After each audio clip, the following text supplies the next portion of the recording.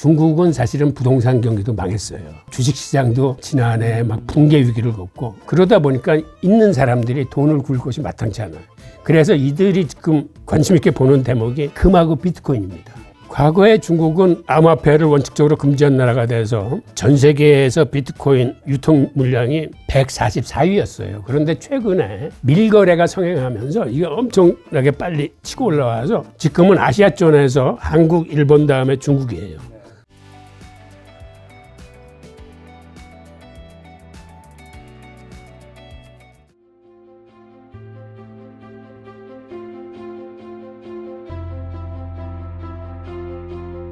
자, 또 최근에 일본에서 10년 모은 비트코인이 풀린다면 마운트 곡스 코인이 주목받고 있다고 하는데 이건 정확히 어떤 내용일까요? 마운트 곡스가 사실은 옛날에는 세계 최대의 암호화폐 거래소입니다. 그러니까 일본이 생각보다는 이 암호화폐 쪽에 빨라요.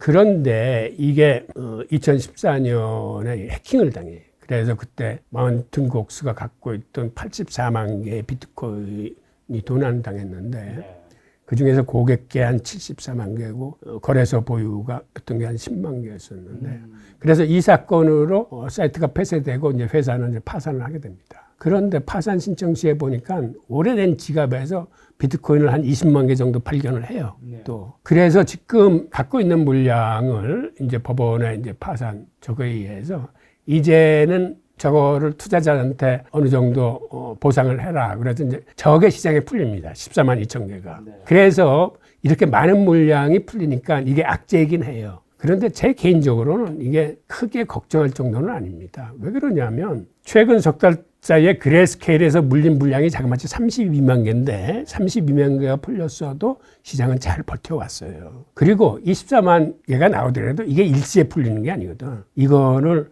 사람들이 받으면 풀더라도 이게 점진적으로 이렇게 매각할 가능성이 있고 또 지금은 사람들이 비트코인 가격이 앞으로 올라갈 거라고 생각하는 사람들이 많아졌기 때문에 풀지 않고 이거를 보유하고 가져갈 가능성도 있습니다. 그래서 저게 그렇게 걱정할 만큼의 큰 악재는 아니다라는 말씀을 드리고 싶네요. 자, 그리고 또 지금 경제는 가격 조정이라보다 시간 조정이란 말씀 하셨던데 어떤 의미인가요, 이게? 보통은 자산 가격이 한번 빠지면 20-30%는 후딱 빠지고 심한 경우에는 반토막, 더 심한 경우에는 반의 반토막도 납니다.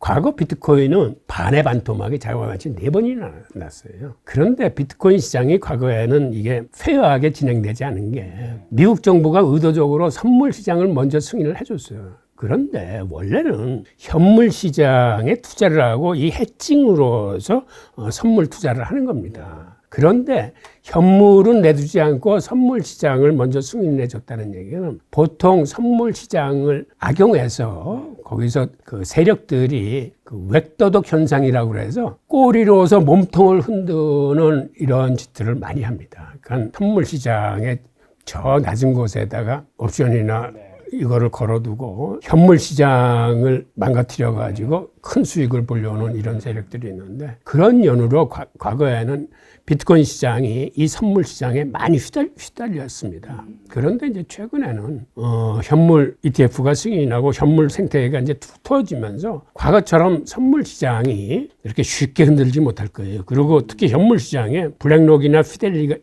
같은 큰 형님들이 들어와서 이제 자리를 딱 잡고 있기 때문에 그 골목대장들이 쉽게 이 시장을 흔들지 못할 걸로 봐서 지금 여러분들이 한 2달째 계속 이렇게 비트코인 시장이 횡보를 하고 하니까 좀 우려스러울 수도 있는데 이거는 사실은 많이 빠진 것 같아도 지금 한 15%뿐이 안 빠졌거든요. 이건 어느 자산이나 매년 직진해서 계속 오르는 자산은 없어요. 올라가다가 조정을 받고 또 올라가다가 조정을 받고 하면서 우상향으로 하는 거기 때문에 오히려 지금은 건전한 조정이라고 보시면서 매입 시기가 아닌가라는 생각이 듭니다. 그리고 아까 말씀하신 대로 트럼프 당선되면 암호화폐 시장에 긍정적인 영향을 줄 거라는데 그 이유는 좀 구체적으로 뭘까요?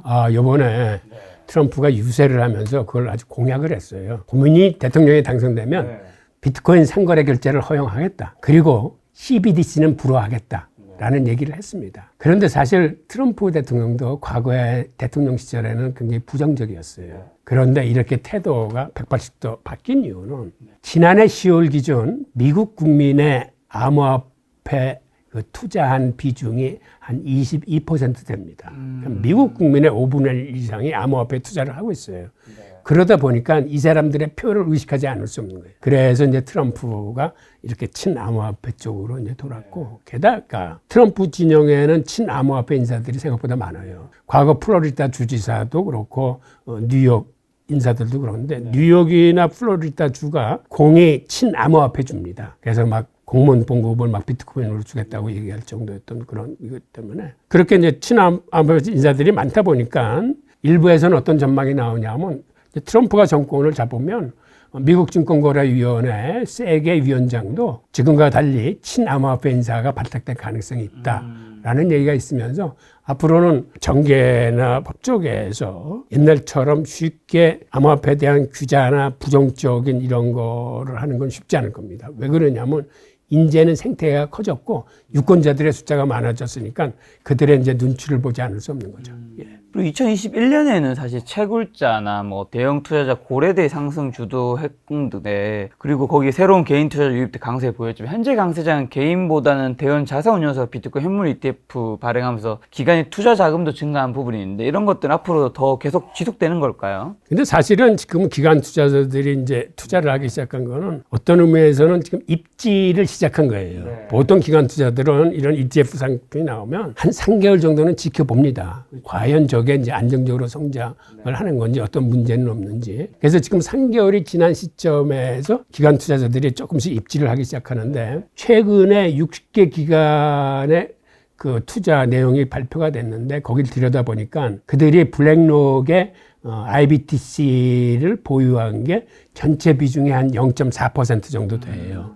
그래서 전문가들은 저게 쉽게 앞으로 1%까지는 오르겠구나. 그래서 지금의 비중은 0.4%지만 저게 1%까지는 올라가고 나중에 이 시장이 활성화되면은 한 3, 4%까지라도 비중이 오를 수 있다. 이렇게 보는 거죠. 그리고 최근에 이제 모건 스탠리가 세게다가 자기 펀드 12개에 비트코인 ETF를 담겠다라는 신청서를 승인 요청을 했습니다. 그리고 동시에 모건 스탠리가 갖고 있는 그 브로커들이 한 15,000명 정도 되는데 그들한테 이 비트코인 ETF를 투자자들한테 적극적으로 권유를 할 수 있는 그런 교육을 시작을 했어요. 그래서 앞으로는 이러한 자산가나 기관 투자자들의 비트코인 ETF 참여가 지금보다는 훨씬 많아질 것이다. 라는 이제 전망들을 하는 거고, 또 하나는 궁극적으로 퇴직연금 시장, 미국은 이 퇴직연금 시장이 굉장히 발전해 있습니다. 자그마치 그 규모가 한 22조 달러 정도 되는데 연준의 본원통화 발행액이 지금 7조 4천억 달러예요. 그러니까 그 3배 이상의 자금이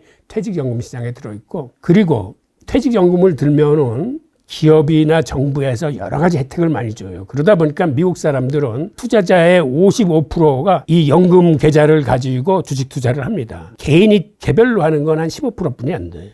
그러니까 그만큼 이 시장이 큰 시장인데 여기에 비트코인 ETF가 포트폴리오에 추가될 가능성이 있어요. 401K라는 건 기업이 쓰는 퇴직연금인데 여기는 여러 가지 이제 법적 장치나 규정을 바꿔야 되기 때문에 여기는 아직 포트폴리오에 추가가 안 되는데 여기서 퇴직해서 개인이 다른 회사를 옮겼을 적에 이제 개인 퇴직연금으로 바꿨다는데 이건 개인이 포트폴리오를 어느 정도 비중을 조정할 수 있어요. 그러다 보니까 여기는 이미 젊은 사람들이 이미 조정을 시작했어.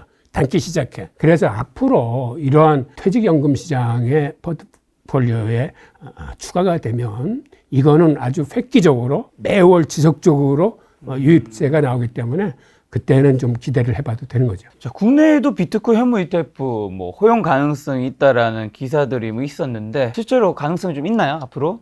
지난 총선 때 이 얘기들이 나왔습니다. 그렇죠. 자기들이 표를 의식해서 하겠다고 그랬는데 총선이 끝나고 나니까 이제 또 흐지부지 됐어요. 그런데 이미 세계적인 추세가 미국의 ETF가 나오기 전에 이미 저 캐나다나 독일 등에서는 ETF를 발행하고 있었거든요.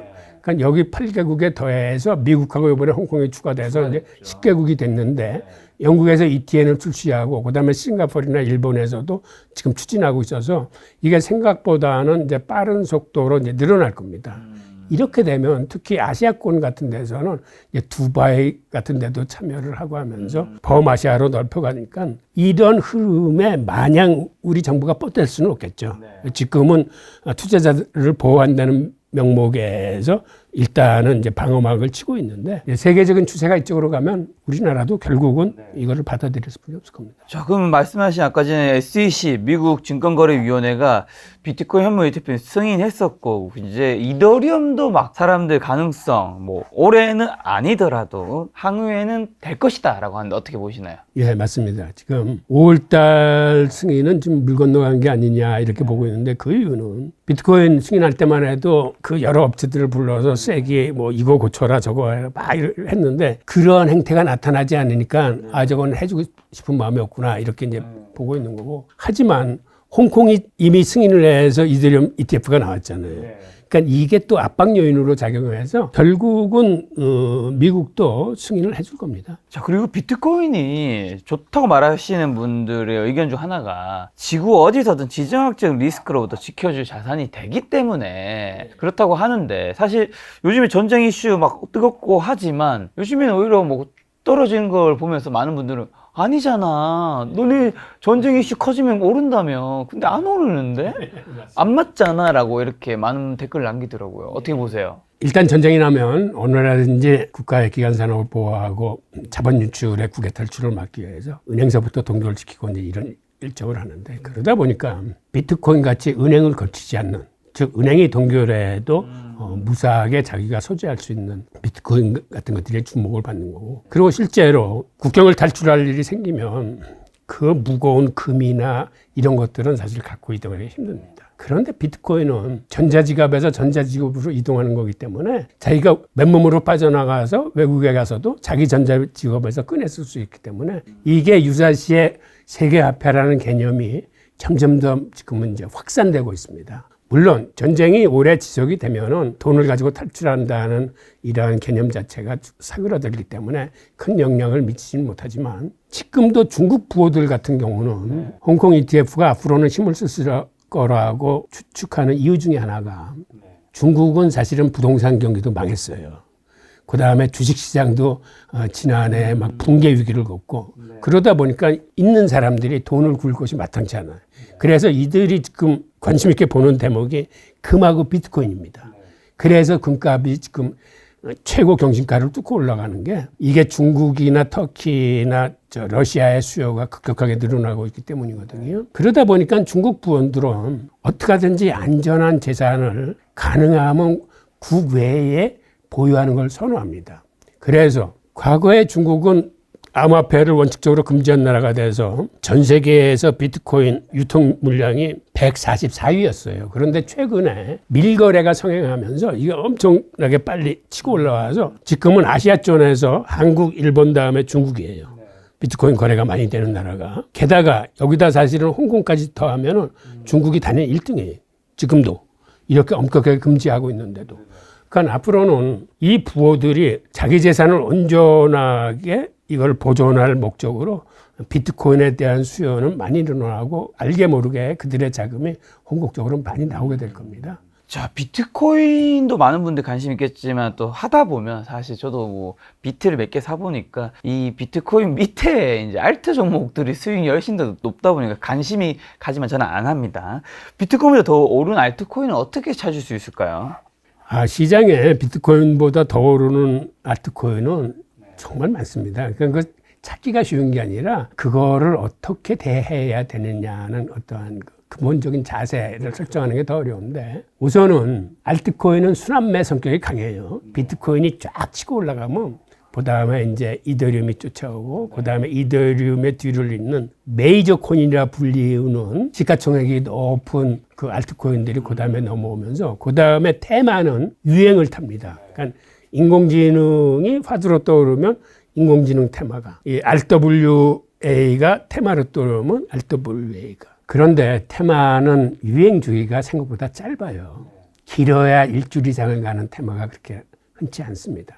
이제 그러다 보니까 비트코인보다 더 빨리 더 많이 오르는 수익성 좋은 알트코인은 자주 눈에 띄는데 문제는 얘네들이 떨어질 적에는 낙폭이 또 장난이 아니니까 변동성이 굉장히 강해요. 그래서 제가 말씀드리고 싶은 거는 특히 초보자분들은 이렇게 변동성이 강한데 그렇게 크게 재미들이지 마시고 아까도 말씀드렸지만 근본적으로 비트코인이나 이더리움은 갖고 가시면서 나머지 자기 자산의 3분의 1이나 4분의 1만 가지고 자기가 생각하는 그 유망 알트코인을 골라서 이렇게 투자를 하시는 게 어떨까 합니다. 자, 2021년 11월 9일에 8,270만 원으로 사상 최고가 경신한 비트코인이 그 다음 달부터 하락 전환에 2022년 12월에 2,070만까지 떨어졌는데, 물론 지금 많이 올랐지만요. 그 기간 동안 알트코인은 더 극심한 바에 시달린 바 있는데, 그런 부분에 대해서 좀 어떻게 보시나요? 시장이 오를 적에도 비트코인이 한번 쫙 치고 올라가면 그 뒤에 알트코인의 상승세가 예사롭지 않게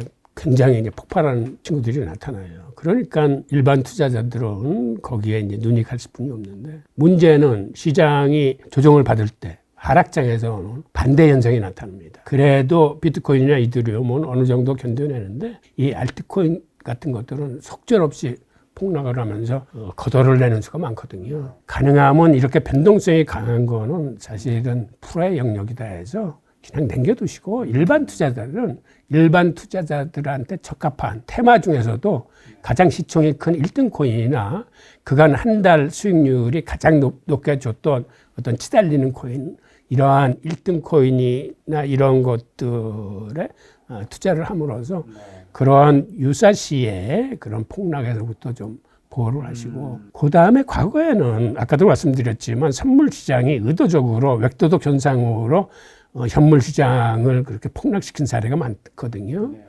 과거의 사례를 한번 들여다보면 2011년에 반의 반토막을 넘어서 자그마치 93%가 폭락했던 적이 있습니다. 그 다음에 2014년에도 91%가 폭락을 했어요.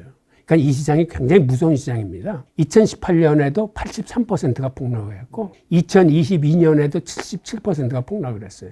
물론 앞으로 이러한 극심한 폭락은 이제는 쉽지 않을 거라고 생각하지만, 근본적으로 이 시장은 작전 세력들이 많이 있고 아직까지 주식에 비해서는 미완비된 분야들이 많기 때문에 근본적으로 보수적인 견지에서 우선은 잃지 않는 게 중요하지 않기 때문에 잃지 않을 수 있는 그러한 투자로 방향을 잡으시는 게 우리 초보 투자자분들이 이 시장을 대하는 자세가 아닐까, 이런 생각이 듭니다.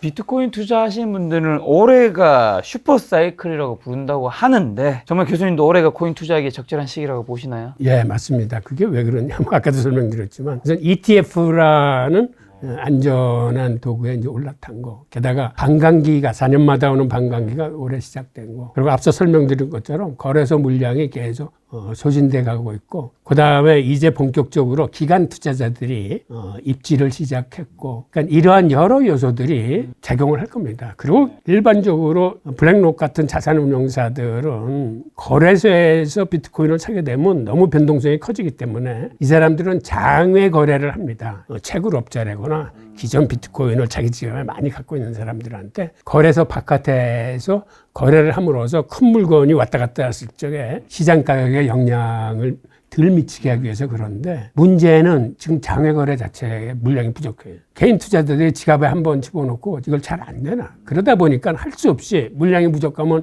이제는 거래소에 들어와서 부족한 물량을 채웁니다. 즉 그 얘기는 이 거래소 가격을 끌어올릴 수 있는 그런 환경이 조성되는 걸 의미합니다. 그럼에도 불구하고 비트코인 투자 조심해야 될 텐데, 투자 원칙 하나 정도 있다면 교수님 어떤 거 좀 알려주실 수 있을까요? 특별한 원칙은 없고요. 저는 이런 얘기를 합니다. 일단 비트코인 같은 경우는 가격의 일입이 맞아. 그 근본적인 가치에 대한 확신이 든다면 이거는 장기 투자용으로 적립식 분할 매수해 나가자. 그리고 이거를 뭐 언제 팔고 언제 매입하고 하는 어떤 기술적 하는 것보다는 그냥 이거는 묻어둔다는 생각으로 계속 묻어두고, 단기 투자는 아까 말씀하신 대로 알트코인에서 유망한 거 한 5개 정도 골라가지고 4분의 1 정도 투자 범위 내에서 너무 큰 비중이 아니고 재미있게 하시고 이제 그런 거를 권해드리고 그겁니다. 자, 그럼 마지막으로 올해 이제 비트코인 투자 포인트에 눈여겨봐야 될 변수 찝어주시면서 저희 시청자분들에게 처음 나와주셨으니까 마지막으로 꼭 하시고 싶은 말씀이 있다면요. 올해는 첫째, 비트코인의 네트워크 용도가 굉장히 확장되고 있어요. 과거에는 이게 뭐 30분에 하나씩 블록이 형성되고 해서 거래가 잘 안 될 정도였었는데 이제는 라이트닝 네트워크나 이런 것들이 나오면서 지금 신용카드만큼 거래 속도가 이제 빨라지고 있습니다. 그러다 보니까 엘살바도르 같은 나라가 이걸 법정화폐로 채택을 해서 그 ETF 이도 만들고 해서 여러 가지 쓰고 있는데, 그래서 트럼프도 본인이 당선되면 이걸 상거래에 허용하겠다는 것도 이제는 그런 쓰는데 큰 어려움이 없어졌고, 그 다음에 최근에는 스택스라는 코인은 이게 스마트 계약까지 얹어서 디파이까지 할 수 있습니다. 즉 이더리움이 했던 모든 거를 이제는 비트코인 네트워크에서도 돌려요. 즉 인스크립션으로 NFT도 만들어내고, 그 다음에 최근에 나온 룸 프로젝트 로 ERC20 토큰과 같은 그런 토큰들도 대량 생산하게 되면서 이 기술이 앞으로 어느 정도 더 진화할 건지 요거를 좀 관심 있게 보셔야 되고, 그 다음에 이더리움 역시 6단계 업그레이드를 거치면서 올해 지금 가장 중요한 2단계 댕큰 업그레이드를 시행했습니다. 즉 그 얘기는 거래 속도를 늘려서 레이어2 수수료를 굉장히 싸게 만들겠다는 건데, 그런 의미에서 이제 지난해 각광을 받았던 솔라나나 이런 레이어1 코인과 앞으로 이더리움이 업그레이드 되면서 이더리움 계열의 레이어2 코인 간의 경쟁이 치열할 걸로 보여지는데, 이것도 결국은 기술 싸움이에요. 기술이 어떤 쪽으로 진화되는지를 보시고, 그 다음에 최근에 각광받고 있는 RWA, 즉 블랙록의 2차 목표가 RWA입니다. 블랙록은 사실은 이 비트코인을 거래한다는 것보다 앞으로 모든 금융 자산은 토큰화된다라고 믿는 게 블랙록의 레리 핑크 대표예요. 그래서 자기들은 앞으로 여기에 올인하겠다고 얘기를 했기 때문에 이 시장이 생각보다는 많이 커질 겁니다. 그리고 인공지능, 여러분들도 아시다시피 올해 또 하나의 화두가 인공지능인데, 마찬가지로 이 코인에서도 이 RWA 인공지능, 디파이, 게임파이 이런 것들을 좀 주목해 보실 필요가 있고, 마지막으로 제가 투자자 여러분 드리고 싶은 말씀이 있다면 결국은 이 분야도 공부하는 겁니다. 공부해서 자기 확신이 서야 투자를 하는 거고, 그래서 첫째도 공부, 둘째도 공부, 셋째도 공부고, 그리고 이 시장은 아직까지는 많은 부분이 미비한, 한마디로 위험한 시장입니다. 법적으로 투자자를 보호해주는 시스템도 아직 완비가 안 돼 있고 하기 때문에, 비록 제가 많은 그 호재에 대한 팩트를 말씀드렸지만 아직까지는 보수적인 관점으로 이 시장을 접근하시기 하는 거를 추천드립니다.